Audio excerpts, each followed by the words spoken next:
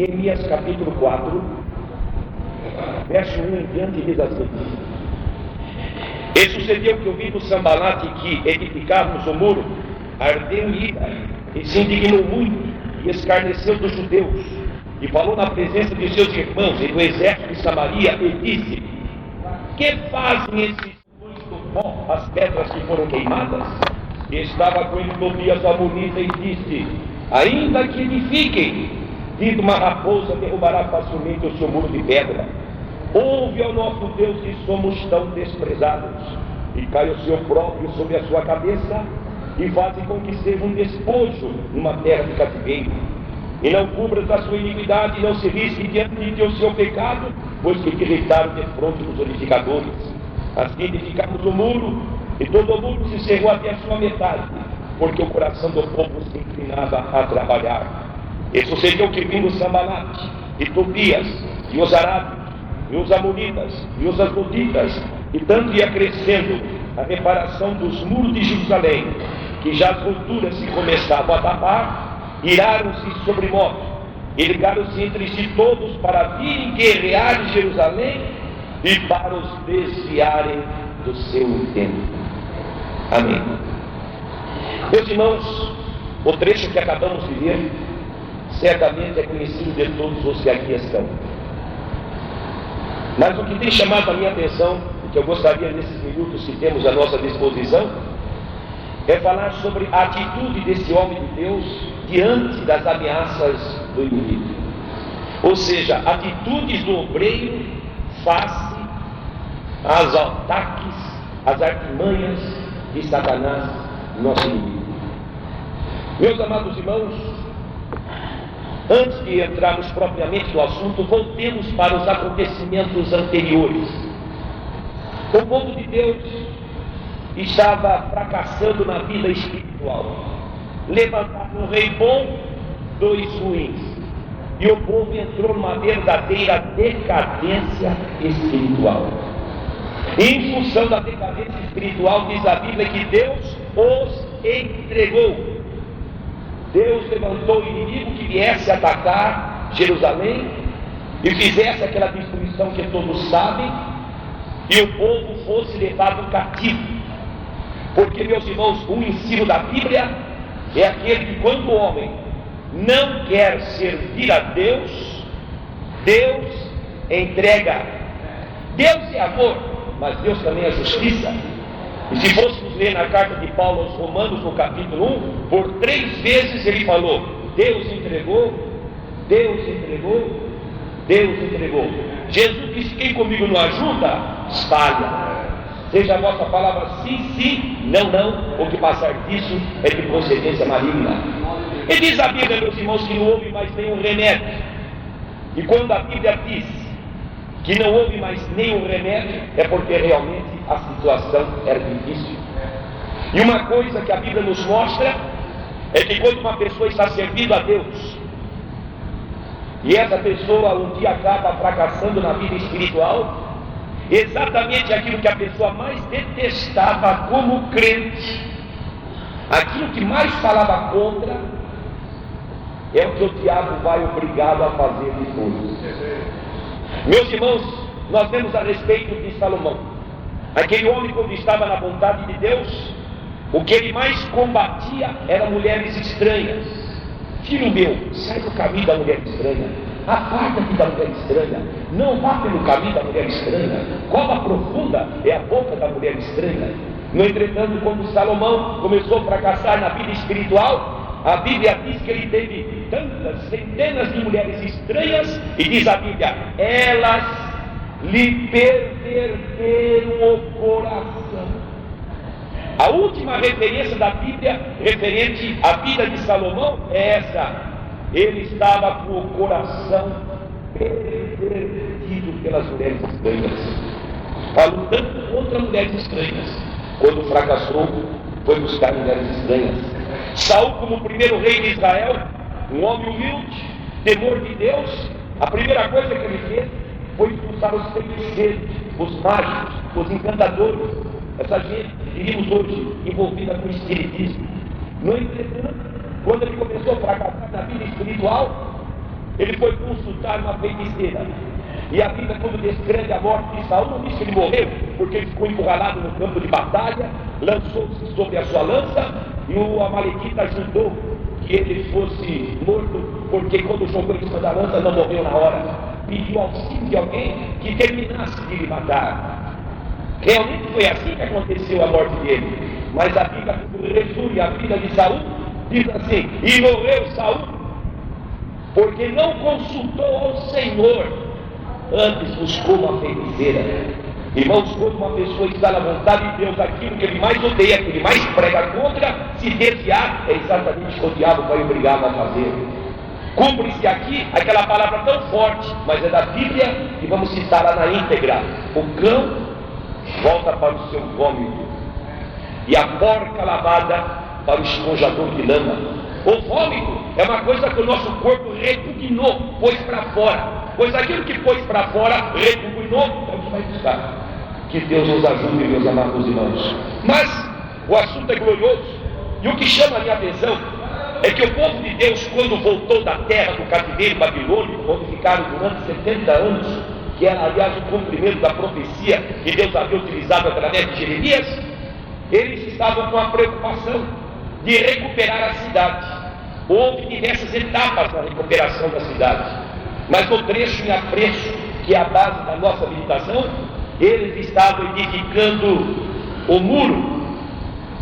Meus amados irmãos, diz aqui que o coração do povo se inclinava a trabalhar. E quando o povo estava alegre, um carrega a pedra aqui, outro traz a massa ali, outro leva o material no outro canto, todo mundo alegre, todo mundo satisfeito. Diz a Bíblia que os inimigos entre si não se davam. Asdodita, Moabita e aquela gente toda se uniram entre eles para virem guerrear Jerusalém e para os desviarem do seu intento. Irmãos, quando foi que o inimigo apareceu? Quando o povo de Deus estava alegre, quando o povo de Deus estava sendo abençoado, quando o povo de Deus estava gozando da direção, da graça, da orientação, da bênção de Deus entre eles. Irmãos, eis aqui uma lição que nós não podemos nos esquecer. Quando Deus estiver abençoando, quando o irmão pregar e Deus confirmar, almas são salvas, o irmão ora, Jesus cura, e sinais ocorrem, porque Deus está abençoando, tome muito cuidado, porque alguém não está gostando de tudo isso. E esse alguém é aquele que vem para matar, roubar e destruir, e ele vai aparecer de uma ou de outra forma, conforme a sua astúcia, para tentar apagar o brilho daquela bênção, daquela glória, daquela salvação, daquele batismo com o Espírito Santo, daquela cura, porque ele, meus irmãos, depois de uma grande bênção, ele está aparecendo. Nós poderíamos nos lembrar de Israel quando saía da terra do Egito, todo mundo alegre. Éramos escravos, agora somos livres, vamos para uma terra, vamos ter o nosso campo, a nossa casa, nossa plantação, todo mundo alegre. De repente, a alegria é interrompida quando olharam para trás e Faraó vinha vindo com seu grande exército para batalhar contra eles e levá-los novamente cativos para a terra do Egito. Nós nos lembramos de Pedro, que na última noite em que Jesus esteve reunido com seus discípulos, Jesus começou a dizer-lhes: eu vou para Jerusalém, vou ser entregue da mão dos malfeitores, eles vão me prender, eles vão me crucificar, ao terceiro dia eu vou ressuscitar. E Pedro, meus irmãos, disse naquela oportunidade: Senhor, eu vou contigo até a morte, porque Jesus havia dito nesta noite: todos vos escandalizareis em mim, porque está escrito: ferirão o pastor e as ovelhas vão se dispersar. E Pedro disse: não, eu vou contigo até a morte. No entretanto, horas depois, esse mesmo Pedro, que tinha demonstrado uma coragem, uma fidelidade, um companheirismo, uma solidariedade, estava negando o seu mestre.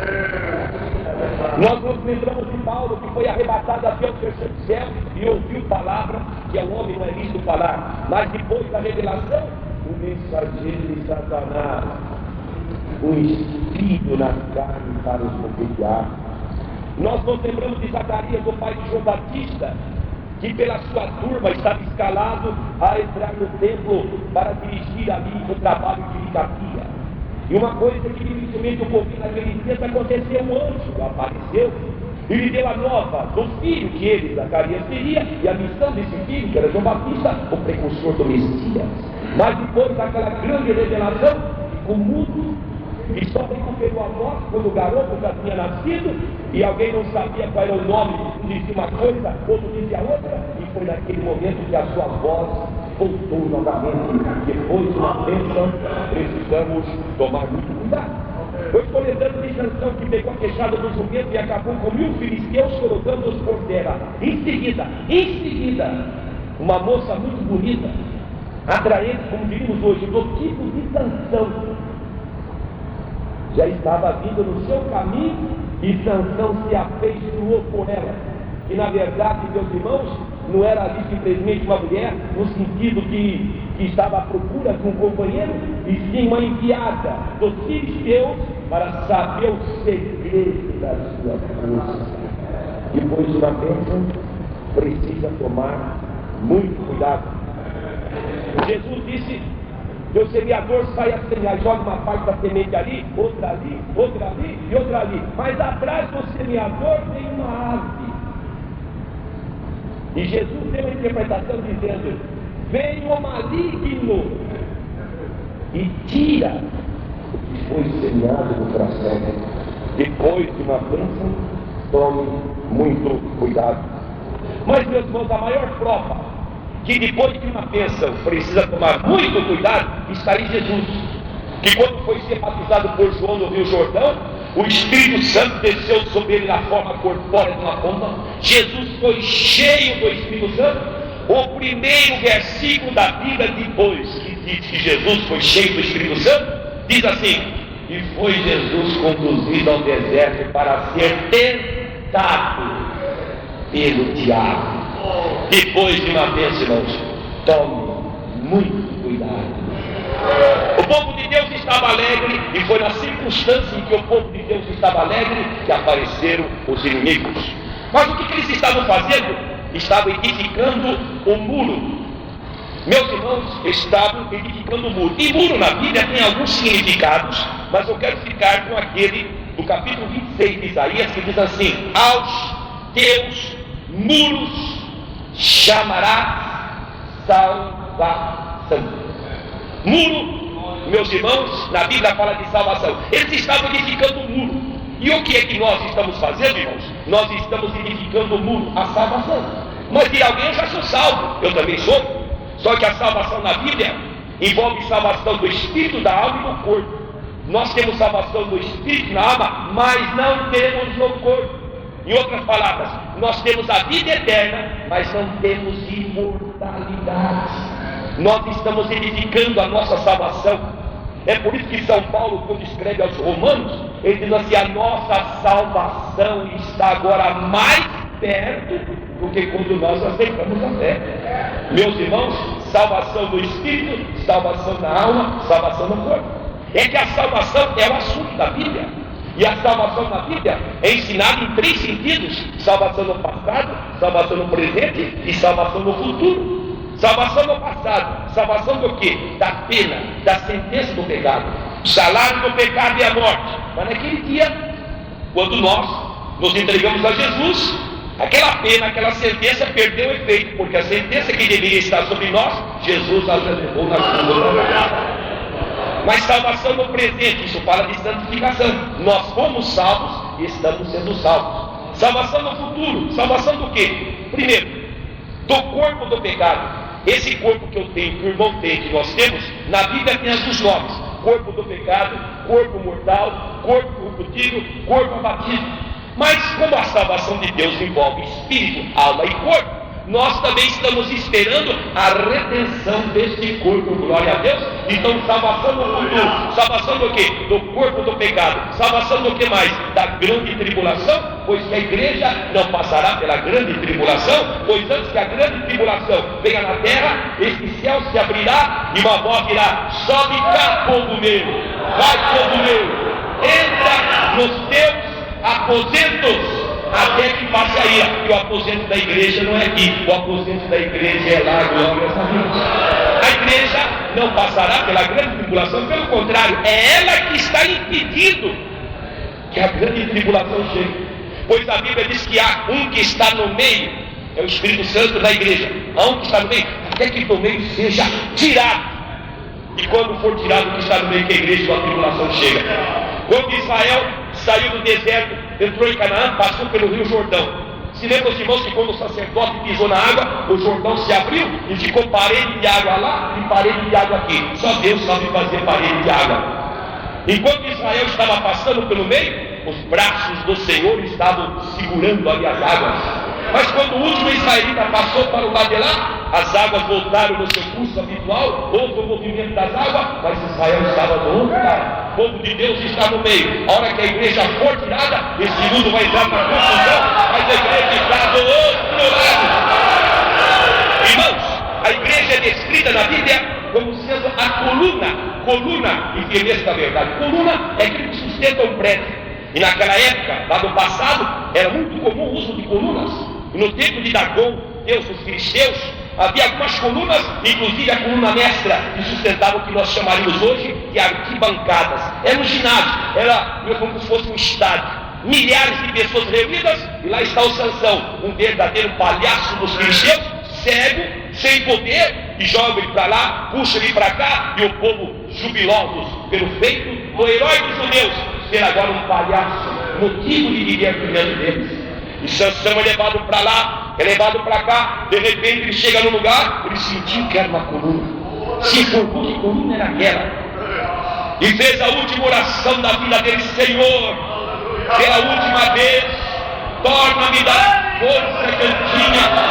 Ele se abraçou com a coluna, o Espírito de Deus voltou nele, ele arrancou a coluna.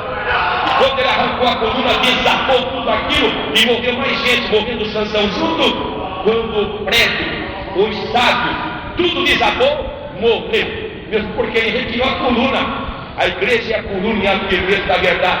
Um dia Jesus veio tirar a coluna daqui para ser coluna lá. Quando ele tirar daqui, desaba tudo.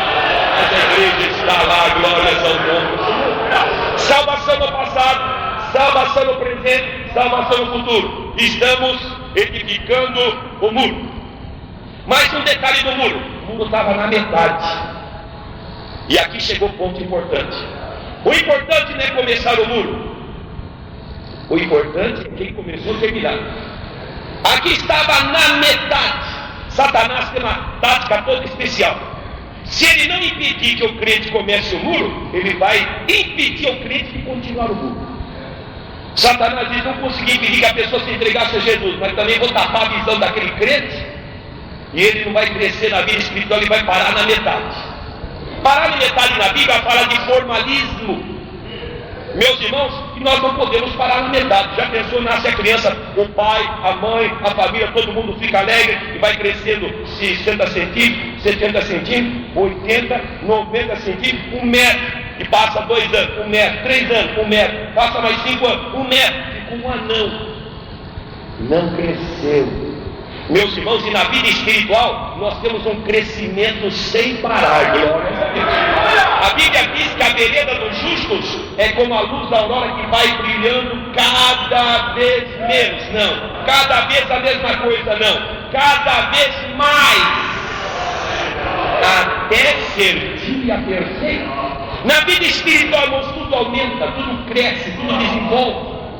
Glórias a Deus. A vida espiritual é como uma escada, só que não tem último degrau. A gente sobe um hoje, a Bíblia sobe outro amanhã. Amanhã a gente sobe mais um degrau, a Bíblia sobe mais um. Porque a Bíblia diz que quem é santo já terminou? Não, quem é santo, seja santificado ainda. E quem é puro, purifique-se ainda. E quem é justo, seja justificado ainda. Irmãos, graças a Deus que não tem último degrau. Porque se tivesse último degrau, alguém bateria no peito e dizer: eu já cheguei no fim. Não, ninguém chegou no fim. A igreja, de certo modo, é comparada com o vai no hospital, mas como uma coisa incomum, enfermos. Na igreja, irmãos, é comparado com o hospital, e o Espírito de Deus está tratando. Um tem doença mais perigosa, menos perigosa, afeta mais, afeta menos, mas todos estão sendo tratados, pois a Bíblia diz que aquele que em nós começou a boa obra, diz que ele aperfeiçoará até quando? Até o dia de Jesus Cristo. Sabe quando que a igreja vai ter alta? Ninguém recebeu alta. A alta da igreja vai quando ser o momento do toque da trombeta e Jesus vai nas alturas. Aí a igreja sem mácula, sem ruga ou coisa digna de representa uma verdadeira virgem pura a um marido, ela será arrebatada e encontrar Jesus nos ares. Meus irmãos, glórias a Deus. Crescimento constante. Deus deu uma visão para o profeta Ezequiel, em cuja visão ele viu um varão de vestes brancas e tinha na sua mão um cordel de medir, que para facilitar a compreensão vamos chamar de uma trena. E o homem vestido de fino, Jesus, mediu 1000 côvados, mais ou menos 500 metros, e disse: venha. Ele começou a andar, era um ribeiro, só que o nível da água estava dando pelos artelhos, pelos dedos do pé. Terminou aquele espaço, o homem vestido de fino mediu mais 1000 e disse: venha. Quando ele começou a andar, a água estava dando pelo joelho. Na terceira etapa, a água estava dando pelos ombros. E na quarta etapa não dava a pé, tinha que atravessar a nado do ar. Na vida espiritual não existem 4 etapas. Se nós estamos com água nos artelhos, Deus olha para mim, para nós, diz: que maravilha, meu servo, minha serva. Você estava fora do ribeiro da minha presença, da minha graça, agora você tem comunhão comigo, você já está no ribeiro da minha glória, da minha presença. Só que tem uma coisa: 99% do teu corpo está fora da água, continua me buscando mais. E o crente vai buscando a Deus, daqui a pouco a água chega no joelho, já está dando mais glórias a Deus, e Deus olha para aquele crente e diz: meu servo está melhorando. Só que tem uma coisa: 3/4 do corpo ainda está fora da água, 75% está fora da água. Continua me buscando, clama a mim que eu vou te responder e vou te anunciar coisas grandes e firmes que tu não sabe. E o crente vai buscando a Deus, daqui a pouco a água chega nos ombros, e o crente já está sentindo aquele poder, aquela glória, e Deus olha para o crente e diz: meu servo, está bom, mas não está ótimo ainda não, a cabeça está fora da água, continua a me buscar, porque eu quero te ver mergulhado na água. E o crente vai buscando a Deus, daqui a pouco ele está mergulhado no poder de Deus. Olha, irmãos, que maravilha, quando nós andamos nessas etapas da vida espiritual. Eu vejo na Bíblia os homens que andaram nas 4 etapas. Eu vejo Pedro andando nas 4 etapas. Eu vejo meu irmão Tiago, mas eu vejo Paulo, que é um exemplo muito conhecido. E vamos falar um pouco de Paulo com as 4 etapas. Paulo com água nos arqueiros. Paulo está começando. Ele escreve uma carta: eu não sou inferior aos mais excelentes apóstolos. Irmãos, a coisa não andava boa por lá ainda não. Eu não sou inferior a João, estava dizendo isso. Não sou inferior a Tiago, eu não sou inferior a Natanael, eu não sou inferior aos mais excelentes apóstolos. Mas ele continuou andando no ribeiro, a água chegou no joelho. Aí ele escreveu outra carta: eu sou menor dos apóstolos. Está começando a ficar bom. Mas o tempo passou, a água chegou no lombo, e ele escreve a carta aos Efésios: eu sou menor de todos os crentes. Irmão, está ficando cada vez melhor. Mas finalmente ele estava, meus irmãos, já mergulhado na água, e ele escreveu a carta a Timóteo antes de partir para o Senhor, disse: Cristo Jesus veio para salvar os pecadores, dos quais sou pior deles. Só que quando ele escreveu isso, ele: já não sou eu mais que vivo, é Cristo vivendo em mim, e a vida que eu tive agora, que vai na fé do Filho de Deus, o qual me amou e se entregou a si mesmo por mim. Mas na verdade, meus irmãos, não é que a água crescia não, é o fundo do ribeiro que é inclinado. Quanto mais ele descia, mais a água aumentava. Quanto mais nós descemos, mais Jesus cresce. Importa que ele cresça e você diminua. Olha, irmãos, que maravilha quando nós obreiros fazemos o papel daquele jumentinho sobre o qual Jesus montou e entrou na cidade de Jerusalém.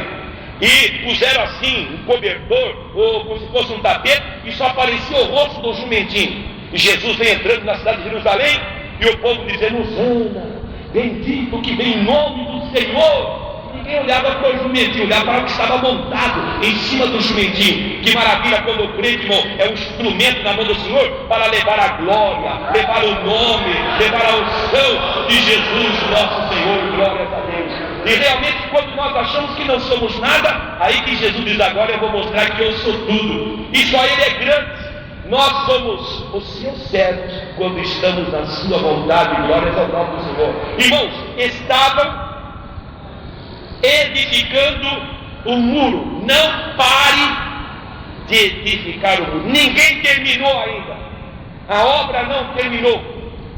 Mas outro detalhe que chamou aqui a minha atenção: eles estavam tapando as brechas do muro, e as roturas do muro se começavam a tapar.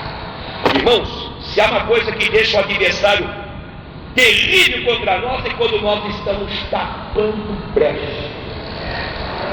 Que brecha? Dois tipos de brecha. Primeiro, brecha na doutrina. Brecha na doutrina. Irmãos, não podemos deixar brechas na doutrina. Eu estou me lembrando, meus amados irmãos, que lá no passado, os filisteus, meus irmãos, fizeram um carro novo e colocaram a arca em cima daquele carro novo para devolver a arca para Israel, porque a arca estava ali causando problemas. O Deus dele, Dagom, por diversas vezes ficou estendido no chão. Hemorroidas, doenças começou a aparecer no meio do povo. Os filisteus disseram: o jeito é mandar essa arca embora, não vamos nem pôr a mão. A gente faz um carro novo, põe a arca ali, e aonde os bois levar, fique por lá, fique em Israel, longe de nós. Fizeram um carro novo, e realmente a arca veio do lado de Israel, ficou parada na casa de determinada pessoa. E um tempo depois resolveram, meus irmãos israelitas, trazer a arca para a cidade, e também fizeram um carro novo. E puseram a arca no carro novo, e fizeram lá um grupo de pessoas, como se fosse, meus irmãos, assim, uma fileira de pessoas atrás, e o Uzá vem logo atrás. E lá vem a arca em cima da carroça, e o balanço da carroça para lá, para cá, a arca foi escorregando. E o Uzá pensou: vai cair a arca. E quando ele viu que ia cair, pôs a mão, morreu na mesma hora. Irmãos, mas a arca não era para trazer em carro novo? A arca era mais ou menos um caixote de 1,25 m de comprimento, 75 centímetros de largura, 75 centímetros de altura, tinha uma tampa inteiramente de ouro chamada propiciatório, onde estavam dois querubins com as suas faces voltadas um para o outro. Quem tirasse a tampa daquela arca, iria encontrar dentro dela o vaso de ouro com a amostra do maná, as duas tábuas da lei de Moisés, quando ficou na presença de Deus 40 dias e 40 noites, Deus com o seu dedo havia escrito naquelas tábuas, estava a vara de Arão que tinha apodrecido, e aquela arca, ela tinha argolas nos seus campos, de modo que duas varas ou varas ultrapassavam nas extremidades. Era para dois sacerdotes à frente, dois sacerdotes atrás, levarem sobre os seus ombros. A arca não era para ser levada em carro novo, a arca era para ser levada no ombros. Irmãos, a obra de Deus não é para ser levada em carro novo, é para ser levada do jeito que Deus quer que ela seja levada. Glória a Deus. Meus amados irmãos, já estamos vivendo uma época de inovações, e já estamos vivendo até uma época que tem muita gente fazendo a oração de Israel no passado. Sabe qual foi a oração de Israel no passado? Nos dias de Samuel: nós queremos ter um rei como tem as outras nações. E o rei deles era Deus. Levantava o inimigo, Deus levantava um libertador, ora era Jefté, ora era Eudes e tantos outros, e por meio daquele libertador Deus dava vitória. E ele dizia: nós queremos ter um rei como tem as outras nações. E Samuel ficou tão triste, não foi orar a Deus. Deus disse: Samuel, eles não estão te rejeitando, não, estão me rejeitando. Eles querem um rei, eu vou dar um rei para eles. E até o profeta Osés, mais para frente, diz a respeito desse fato: deles um rei na minha ira, e tirei ele no meu furor. Deus disse: eles vão ter um rei, só que vão pagar imposto, vai pagar tributo, vão ser servos. E deu toda a descrição dos súditos de um reino. Mas, meus irmãos, eu disse que tem igrejas fazendo aquela oração, e parafraseando, transformando em palavras nossas, a oração deles no passado é uma oração mais ou menos assim: Senhor, dá-nos um pastor, um evangelista, um presbítero, como tem as outras igrejas. Lá pode fazer de tudo. Se mulher corta o cabelo, não corta. Se homem corta o cabelo, não corta. Se mulher vem com roupa de homem, se não vem. Como tem as outras nações. Mas que Deus nos ajude, meus amados irmãos, a ficarmos como modelo da palavra do Senhor, não acrescentando nem tirando, porque Deus só confirma quando está aqui, glória a Deus. Diz a Bíblia lá no passado que o rei de Israel foi fazer uma visita na Síria, mais precisamente na capital da Síria, Damasco. E lá, andando de um canto para o outro, ele teve uma coisa que chamou sua atenção, era um altar dos sírios. Ele disse, para aí, deixa eu ver aquele altar. Ele ficou tão entusiasmado com aquele altar, que pediu um modelo, uma planta, um desenho. E não se conteve ele, pessoalmente, o rei, de pegar o desenho e levar pessoalmente para Israel. Chamou um portador, diz, olha, vai lá para o sacerdote Urias e diga para fazer um modelinho igual a esse. Esse sim que é um altar diferente. É o nosso de Israel lá, um altar antiquado, dos dias lá de Moisés. Um altar grande, onde se viu um altar de 2,5 metros de lado, alto, 1,5 metros de alto. O sacerdote precisa até subir em cima, e até para subir em cima para ministrar, precisa pôr uma roupa especial para não se ver as suas vergonhas. Esse não, bonito, modelo novo, moderno, jeitoso, fácil de carregar, fácil de fazer manutenção, um altar para frente, como diria alguém hoje. E fizeram o altar, e quando o altar estava pronto, o rei chegou, majestade, o altar está pronto. E onde a gente põe? Põe no lugar do velho. E o velho, desmonta ele, põe lá no canto. Desmontaram o altar que Deus havia dado por revelação a Moisés quando ficou no monte. E Deus ainda havia dito a Moisés, olha Moisés, toma cuidado para fazer conforme o modelo que eu te mostrei no monte. Desmontaram o altar do Senhor e puseram o altar, meus irmãos, dos sírios. Só que quando foram invocar o nome do Senhor, não tinha resposta, porque Deus não só responde pelo seu verdadeiro altar. Glórias ao nome do Senhor. Meus amados irmãos, vamos tapar brecha da doutrina. Segundo, brecha na vida pessoal. Não podemos deixar brecha.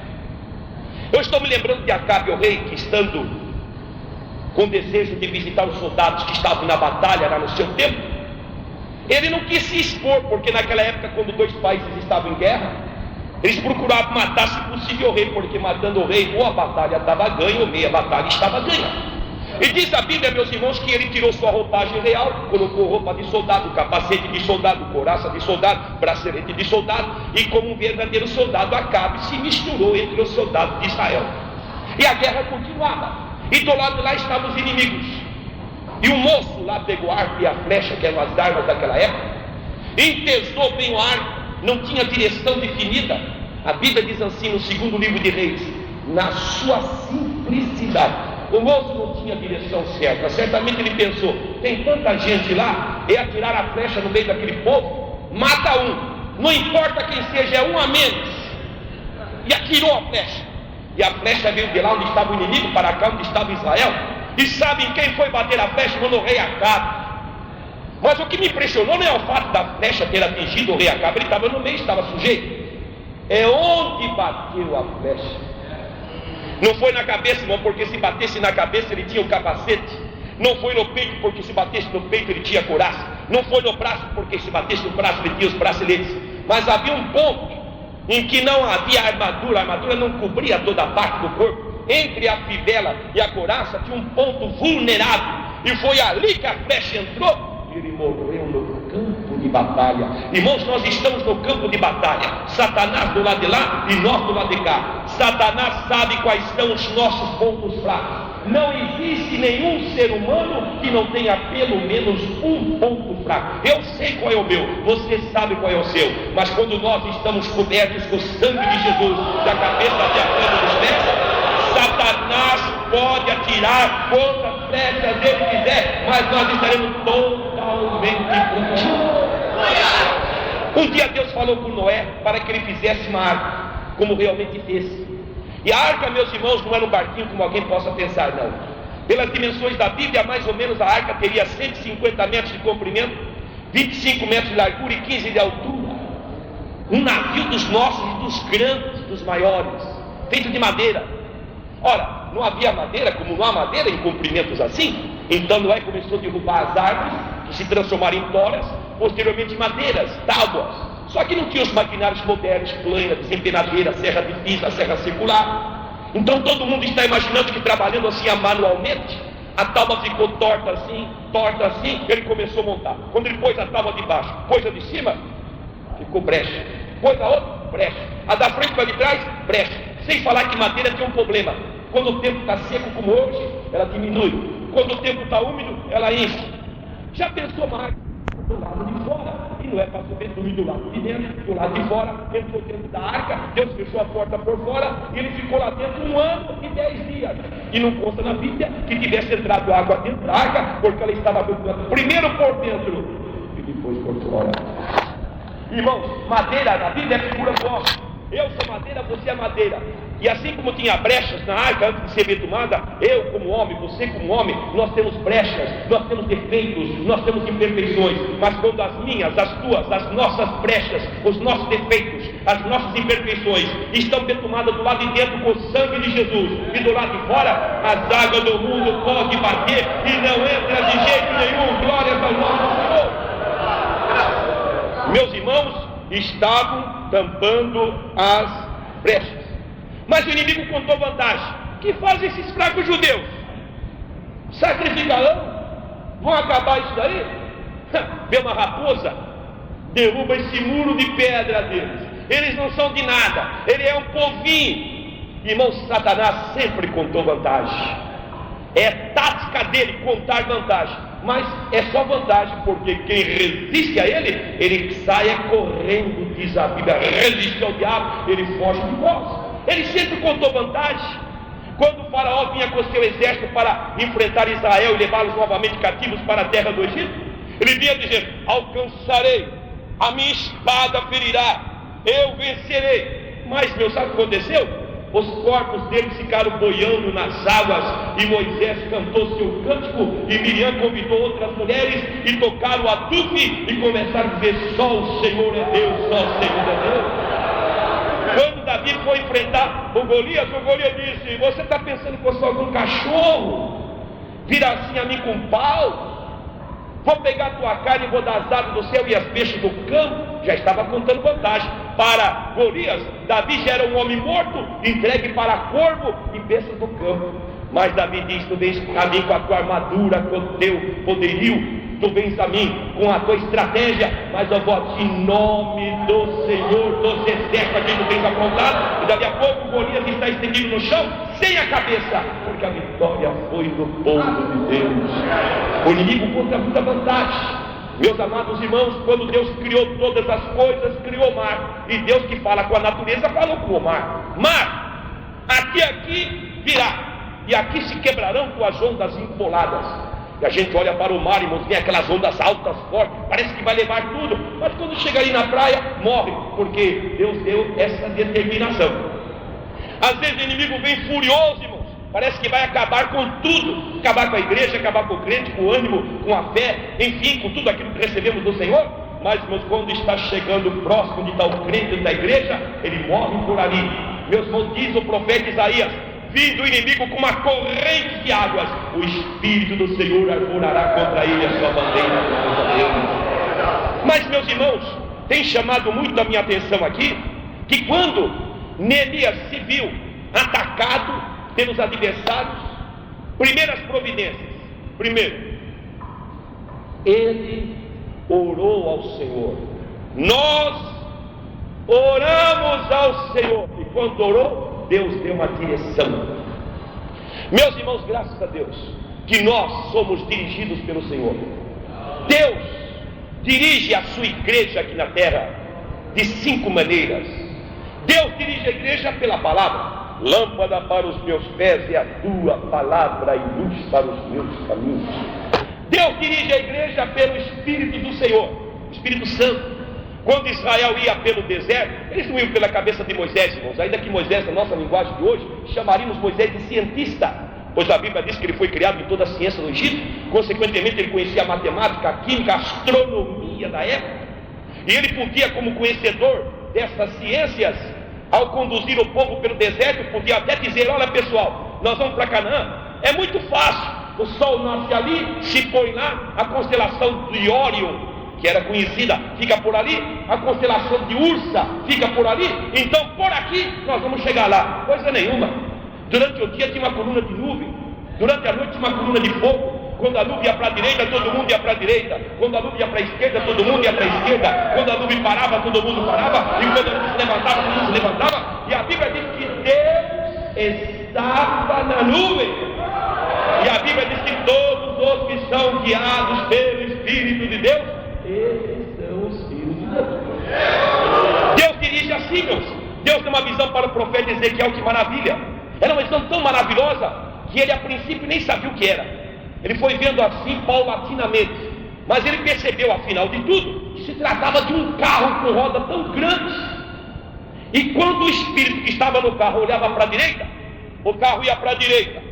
Quando o olho do espírito olhava para a esquerda, o carro ia para a esquerda. Conforme a direção do olhar do espírito, era a direção do carro. Irmãos, esse carro é uma figura gloriosa na igreja. O espírito está na igreja. Para cá, igreja vai para cá. Para cá, igreja vai para cá. Para lá, nós estamos na direção do Senhor. Nós somos o corpo e Jesus é a cabeça. É na cabeça que estão os órgãos que percebem os perigos e raciocínio, que tomam as providências. Jesus é a cabeça e nós somos o corpo dele aqui na terra. Oh, glória a Deus. Mas ele dirige pelo ministério. Diz São Paulo que Jesus subiu ao alto, levou cativo o cativeiro, deu dons aos homens, pôs na igreja apóstolos, profetas, pastores, doutores, evangelistas, querendo o aperfeiçoamento dos santos para a obra do ministério, para a edificação do corpo de Cristo, até que todos cheguemos à medida de varão perfeito, à estatura completa de Cristo. Deus dirige pelo ministério. Israel ia no deserto, era Deus que dirigia, mas o Salmo 78 diz assim: e Deus guiou Israel pela mão de Moisés e Arão. Ministério é o valor que Deus dá para o ministério. Quando Paulo, na estrada de Damasco, tem um encontro com Jesus, cai por terra e pergunta: quem é, Senhor? Eu sou Jesus a quem tu persegue. Dura coisa para ti é recalcitrar contra os aguilhões. E Senhor, o que eu vou fazer agora? Fala para mim. Não, vai na cidade de Damasco e lá tem gente que vai te dizer o que você tem que fazer. Lá tem ministério, tem gente que eu coloquei lá, tem gente que vai te instruir. Lá estão os meus servos que eu coloquei para isso. Oh, glória seja dada ao nome do Senhor.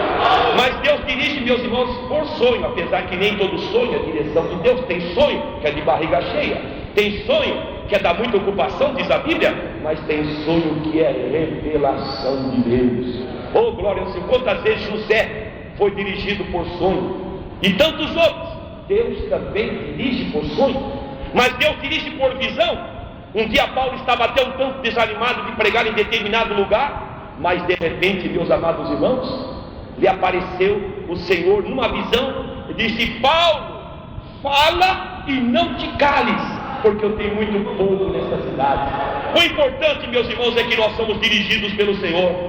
O próprio Paulo um dia diz: eu vou pregar na Bitínia e vou para lá. O Espírito Santo diz: não, Paulo, não é para pregar na Bitínia. Diz a Bíblia: o Espírito do Senhor lhe impediu. Mas não é para pregar na Bitínia? Então vou pregar na Ásia. Estava se preparando, diz a Bíblia: o Espírito do Senhor lhe impediu. Mas não é para pregar na Bitínia, não é para pregar na Ásia. Afinal, não é para pregar a todo mundo, a todas as nações? E naquela noite, diz a Bíblia, ele teve uma visão de um varão com trajes da Macedônia, da Grécia, e dizia na visão: passa, Macedônia, ajuda-nos. Ele entendeu que a direção dele era para a Macedônia, não foi? Pregou, a primeira crente foi Lídia, por ali o evangelho entrou na Europa, da Europa entrou na América e chegou ao Brasil, e é por isso que nós estamos dando glória a aleluia. Meus irmãos, Deus dirige, mas tem chamado a minha atenção, meus irmãos, é o método da vitória. Deus deu vitória. Como? Meus irmãos, há uma estratégia que Deus sempre revelou aos seus servos em diversas épocas, que quando eles, servos de Deus, colocaram em prática, a vitória foi uma realidade. E o método não mudou, porque o Deus que operou por eles e neles é o Deus que opera por nós e em nós. Deus deu direção a Neemias para usar a seguinte estratégia. Ele chamou os seus auxiliares e diz: olha, nós vamos trabalhar diferente de hoje para frente.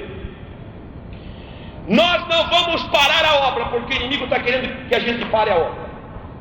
Mas também nós não podemos ser tão descuidados assim. Nós temos que fazer a nossa parte. Nós vamos ter a arma na nossa mão. Com uma mão a gente leva a pedra, leva a massa, leva a madeira para ajudar na construção. E na outra mão nós vamos levar armas. Um leva a espada, outro leva o escudo, arma e trabalho. E para nós, meus amados irmãos, obtermos vitória dos céus, nós não podemos esquecer que o obreiro tem que trabalhar com as duas mãos. Numa mão, arma, na outra mão, trabalho. Só arma não resolve, só trabalho não resolve. Mas arma e trabalho, o muro é levantado e o povo fica dando glórias a Deus. Irmãos, essa estratégia Deus revelou a alguns homens. Lembra-se de Moisés quando conduzia Israel no deserto? Os amalequitas desceram das montanhas e começaram a atacar Israel na retaguarda. E Moisés, diante do problema, disse: Arão, vem cá, Arão. Vem cá. Josué, vem cá também. Estratégia de guerra. Eu, o Arão e o nós vamos subir lá no monte e eu vou levar a vara de Deus na minha mão. E você, Josué, pega a espada na mão e fica aí lutando na frente do povo. Moisés subiu no monte. Quando chegou no topo do monte, ele levantou as duas mãos para cima. A vara estava levantada.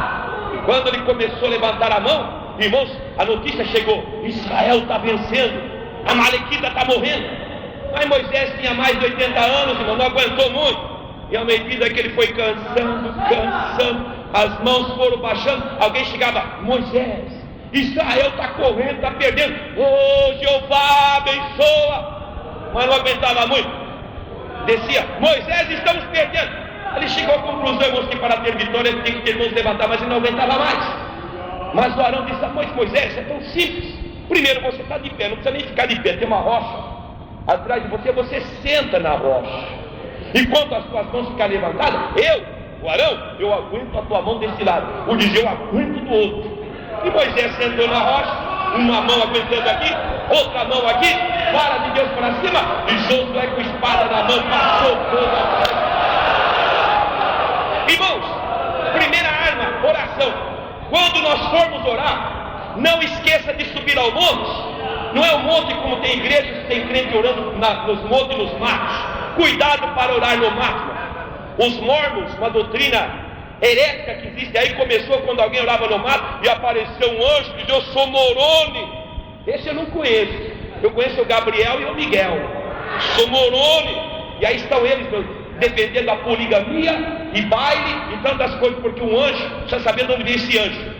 Porque São Paulo diz mesmo que um anjo desça do céu. Não falou de que céu também. Vos anuncio outro evangelho, seja anátema. Se vier um anjo aqui pregar, nós vamos mandar ele calar. Primeiro, ele não foi incumbido disso. Segundo, ele não serve para pregar. Terceiro, a mensagem está completa. A glória e o nome do Senhor. Meus amados irmãos, glórias a Deus. Quando nós subimos no monte, não esqueça de levar o Arão, não esqueça de levar o e não esqueça de levar a vara também. Arão, uma figura do Espírito Santo. Sou crente há aproximadamente 31 anos. Eu não conheço, se tem algum irmão que conhece aqui, eu gostaria de ter imenso prazer que o irmão me apresentasse a pessoa que sabe orar. O irmão conhece uma pessoa que sabe orar? Eu gostaria de conhecer. Porque a Bíblia diz que nós não sabemos como havemos de pedir. Mas tem uma coisa: o Arão, o Espírito Santo está ali. Ele intercede por nós, ele ajuda as nossas fraquezas. Irmãos, é o Espírito Santo que levanta o nosso braço na oração. Há uma expressão nas cartas de Paulo que me maravilha, sabe qual é? Orando no Espírito Santo. O Espírito Santo é chamado na Bíblia Espírito de oração e súplicas. Infelizmente no nosso meio há um costume dos crentes que não são bem doutrinados, que sobem no púlpito e dizem: irmão, fica aí Espírito de oração que eu vou cantar o hino.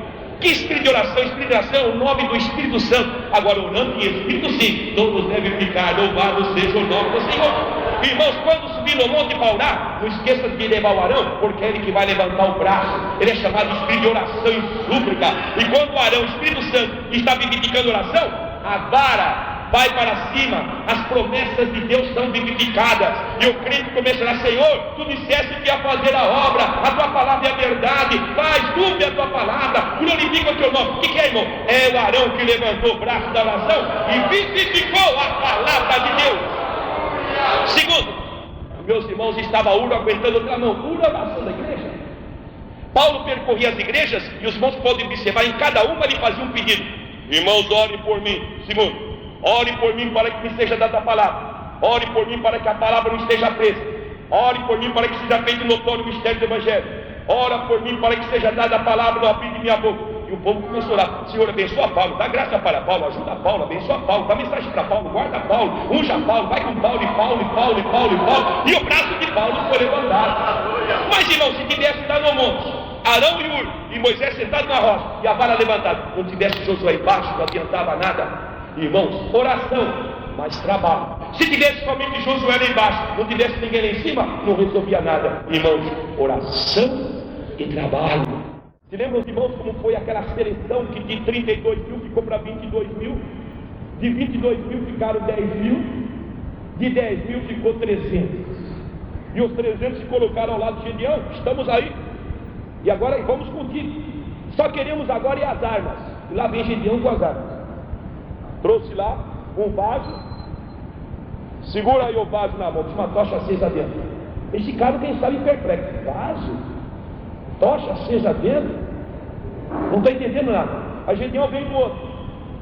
Isso aqui é uma buzina. Segura na mão aí. Os 300. Vaso com tocha acesa e buzina na mão. E quem sabe, quem perguntou: Gedeão, nós não estamos entendendo. Nós não vamos lutar contra os midianitas? Vamos. E as armas? É isso que você tem na mão. A Gedeão, um vaso com uma tocha acesa dentro, uma buzina na mão. Assim que a gente vai enfrentar a midianita, que é tanta gente como a areia que está na praia. Meus irmãos, Gedeão colocou os 300 em lugares estratégicos.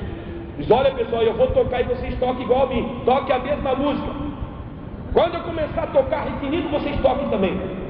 E Gedeão, meus irmãos, começou a tocar retinindo a sua buzina. E os 300 começaram a tocar com ele. Quando é maravilhoso, quando na nossa cooperação nós temos gente que toca a mesma música que nós. Porque às vezes nós estamos tocando uma música e tem gente tocando outra. Toque igual a eu. Toque igual a eu. Vamos falar a mesma língua aqui. E ele estava tocando e os 300 começaram a tocar lá, toca lá, toca lá. Só que de repente ele deu um toque. E com aquele toque ele quis dizer: pessoal, chega de tocar a buzina. Agora tem que partir o cântaro. E quando pegaram, partiram, um pedaço cai pelos lados, mas a tocha ficou na mão. E quando a tocha ficou na mão, o inimigo lá embaixo que estava repousando, era de madrugada, estava deitado nas suas esteiras, não tinha as lâmpadas que nós temos, e na afobação de acordar e se trocar, pegar sua arma no escuro, Midianita começou a matar Midianita. Israel ficou com a tocha acesa, e grande foi a vitória, glórias a Deus. Irmãos, mas tinha a buzina numa mão que fala de oração. Deus havia prometido, quando disse a Moisés em Números capítulo 10: quando na vossa terra o inimigo for cercar, tocareis as trombetas retinindo diante de mim, e diante de mim o Senhor haverá lembrança de vós, e sereis salvos dos vossos inimigos. Irmãos, glórias a Deus. Oração e trabalho. Meus irmãos, nós oramos, mas trabalhamos. Se eu acordo, suponhamos que a pessoa acorda às 4 horas da madrugada, ou 5 horas, porque tem que trabalhar, e a pessoa dobra o seu joelho e começa a orar assim: Senhor, o pão nosso de cada dia nos dá hoje. E a pessoa não vai trabalhar naquele dia, não vai chegar o pão de jeito nenhum. Mas a pessoa orou e foi trabalhar, Deus vai abençoar, vai dar graça, vai dar capacidade, vai tirar os obstáculos, vai abrir as portas que porventura estejam fechadas. Oração e trabalho. Irmãos, o que eu gosto da Bíblia é que a própria Bíblia explica a Bíblia. Aqui, irmãos, diz que eles trabalhavam com as duas mãos. Até hoje, eu nunca vi em lugar nenhum uma pessoa quando anda, andar assim. Eu nunca vi uma pessoa andar assim, inerte, um braço para lá, outro para cá. Até hoje eu nunca vi uma pessoa andar assim. E também nunca vi uma pessoa andar assim. Mas uma pessoa quando anda, está aqui na Bíblia, uma mão está lá, a outra está aqui. Aí essa daqui tem que voltar atrás, porque chegou a vez da outra. Você vem para cá. Essa depois tem que voltar, porque chegou a vez da outra. Eles trabalhavam com as duas mãos. Irmão, qual é a primeira mão que vai na frente? É a mão da oração. Jesus abençoa, Jesus dá graça, Jesus faz a obra, Jesus abre a porta, Jesus tira empecilho, Jesus confirma, Jesus dá palavra. Mas depois traga ela para cá e vai fazer a outra. Agora é hora de trabalhar, vai visitar, vai pregar, vai no culto livre, vai pregar mensagem, vai no hospital, vai fazer a obra. Mas depois você traga a outra. Ô irmãos, duas mãos trabalhando, glória ao nome do Senhor. Jesus trabalhava assim, passava a noite em oração. No dia seguinte, passou a noite em oração. No dia seguinte ressuscitou o filho da viúva de Naim. Passou a noite em oração. No dia seguinte curou cego. Passou a noite em oração. No dia seguinte fazia milagre. Oração sem trabalho. Oração. Orar sem trabalhar não resolve. Trabalhar sem orar não resolve. Mas orar e trabalhar resolve. Glória seja dada ao nome do Senhor. Meus irmãos, que assim o muro foi levantado, o inimigo ficou envergonhado e a obra de Deus, meus irmãos, foi avante. Irmãos, que Deus nos ajude. O inimigo está trabalhando, ele não quer que levanta muro, ele não quer que tape brecha, ele está furioso, mas deixa ele ficar furioso. É até bom quando ele está furioso. O ruim é quando ele está batendo palma por aquilo que nós estamos fazendo. Mas ele está furioso, glória a Deus, agora está ficando bom. Porque Jesus disse: ai de vós, quando todos falarem bem de vós. Ouvimos aqui a mensagem do pastor que falava antes de mim sobre a perseguição que o obreiro muitas vezes sofre. Mas, meus irmãos, glória a Deus, é glorioso quando nós estamos em comunhão com Deus, sentindo a confirmação de Deus na nossa vida, sentindo a confirmação de Deus no nosso ministério. Mas é importante, irmão, não deixe as mãos vazias. Trabalhe orando, trabalhe pregando, mas trabalhe com as mãos, no sentido, faz a obra, ora, faz a obra. Irmãos, e a obra de Deus vai avante. Oh, glória a Deus. Deixa-me terminar porque o horário esgotou. Meus irmãos, ainda existe aí as locomotivas que, para andar, duas condições têm que ser satisfeitas. Primeiro, a locomotiva tem que estar no trilho, mas tem que estar também ligado no braço de força. Se estiver ligado lá no braço onde tem a força, a energia, a tensão que ali está, não estiver no trilho, não anda. Se estiver no trilho e não estiver lá em cima, também não anda. Irmãos, que Deus nos ajude no trilho da palavra, fazendo a obra, mas ligado no braço de força que é Deus. Dele vem a energia, dele vem o poder, dele vem a graça. Que o Senhor nos ajude. Oração e trabalho, oração e trabalho. O crente vai e Deus vai junto. O crente trabalha e Deus confirma o seu trabalho. Louvado seja o nome do Senhor. Que Deus nos guarde, nos ajude no santo nome de Jesus. Amém.